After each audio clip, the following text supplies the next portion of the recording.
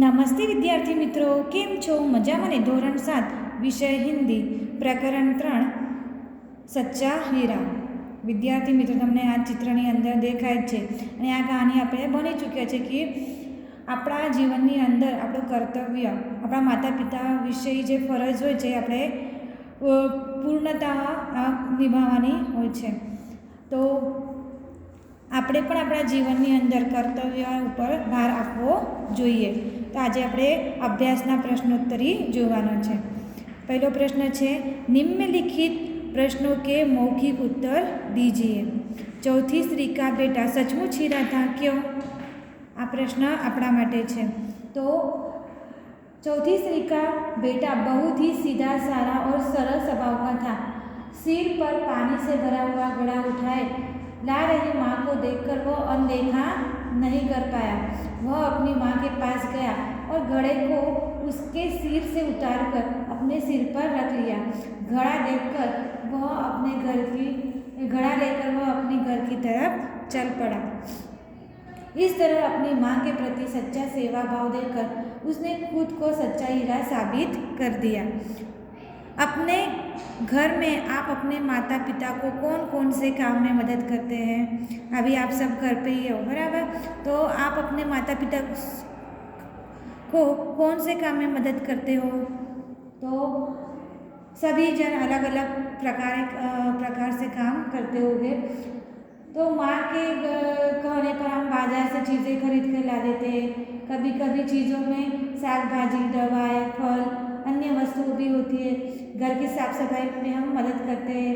पिताजी के लिखे हुए पत्र पत्ती में डाल के आते हैं. धोबी के यहाँ से कपड़े लेके आना, फिर उनके कहने से अनुसार ही खाने पीने की चीज़ें लाना.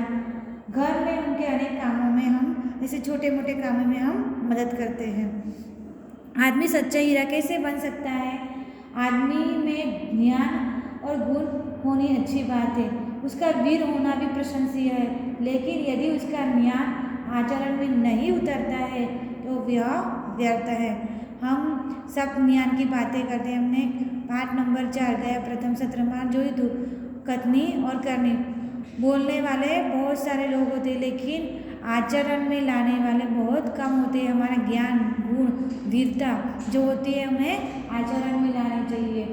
उन्हें हमें हमारे जीवन में उतार कर सफल बनाना चाहिए. इस प्रकार कर्म करके बड़ों की सेवा करना और ज़रूरतमंदों की मदद करना ही आदमी सच्चा हीरा बन सकता है.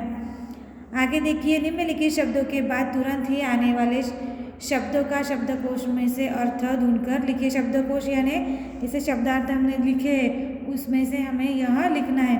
जैसे बपोती यानी बापा अथवा पिता, इसके जो समान शब्द बन सकता है ऐसा. फिर दूसरा है व्यथातुर यानी चिंतित होना या पीड़ित होना. नितेंद्रिय એટલે કે जितेंद्रिय. प्रतिभाग उत्पादन करना.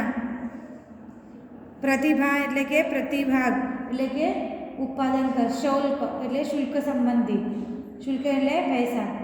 रुचि એટલે मन चाह. हमारी रुचि जिसमें होती है हम वही काम करते हैं. हमारा मन चाह जो काम होता है वही करते हैं. बांटना यानी हिस्सा करना.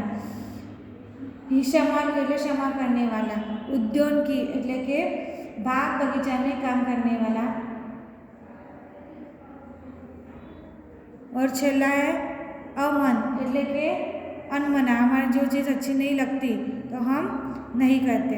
प्रश्न 3, कहानी की चर्चा करके छात्रों को लेखन करवाइए.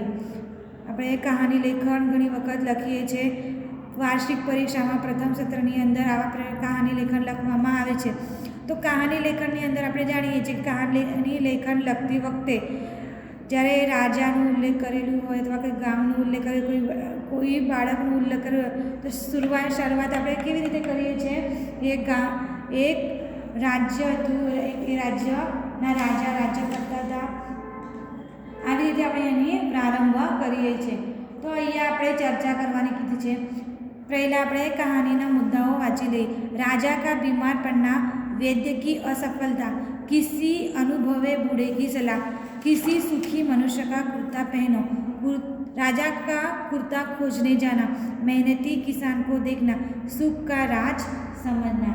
अभी यहाँ हमें प्रश्न भी देखने की शिक्षक बच्चों से पूछते कि राजा कैसे बीमार पड़ सकता है। चलो, राजा को तो किसी बात की कमी नहीं है, उसके पास सारे ऐशो आराम है, तो फिर वो बीमार क्यों पड़ा? क्योंकि वो कुछ श्रम नहीं करता था, परिश्रम नहीं करता था। तो इस प्रकार हमें सुख का रहस्य समझने के लिए अथवा बीमारी का इलाज ढूंढने के लिए राजा उसकी खोज में लगता है कि मुझे नींद कैसे आएगी, मैं बीमार पड़ता हूँ तो मेरा बीमारी कैसे भाग जाएगी, यह इसीलिए यह कहानी है। तो कहानी का लेखन करते समय हमें प्रारंभ में क्या करना है कि गांव का नाम लेना है। चंद्रपुर नामक इलाके में राजा कुंवर सिंह जी बड़े भाग्यवान थे। उन्हें किसी चीज़ की कमी नहीं थी, फिर भी एक बार वे बीमार पड़ गए। कई वैद्यों को उन्हें बुलाया, लेकिन कुंवर सिंह जी को कुछ फायदा नहीं हुआ। राजा की बीमारी बढ़ती ही गई, सारे नगर में बात फैल गई। तब एक बूढ़े ने राजा के पास आकर कहा, महाराज, आप किसी सुखी मनुष्य का कुर्ता पहनिए, अवश्य ही स्वस्थ हो जाएंगे। राजा कुंवर सिंह जी सुखी मनुष्य की कुर्ते शोधने की खोज में निकल पड़े। बहुत तलाश करने के बाद में एक खेत में पहुंचे। जेठ की धूप में एक किसान अपने काम में लगा हुआ था।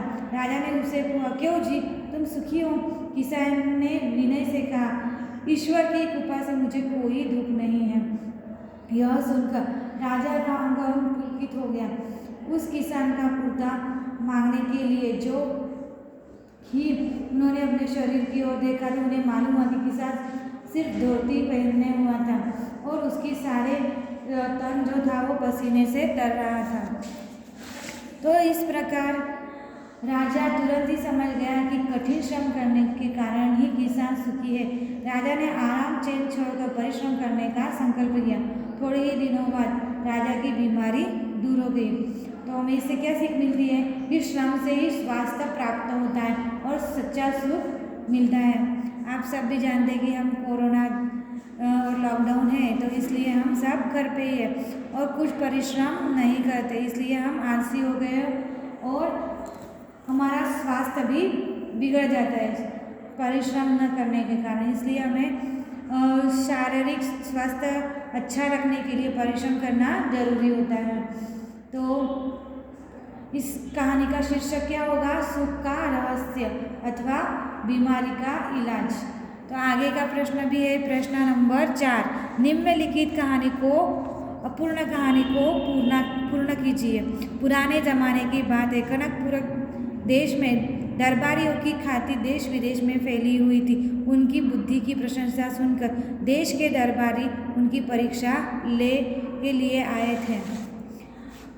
उनके हाथ में एक असली फूलों की माला थी और दूसरे हाथ में नकली फूलों की माला थी।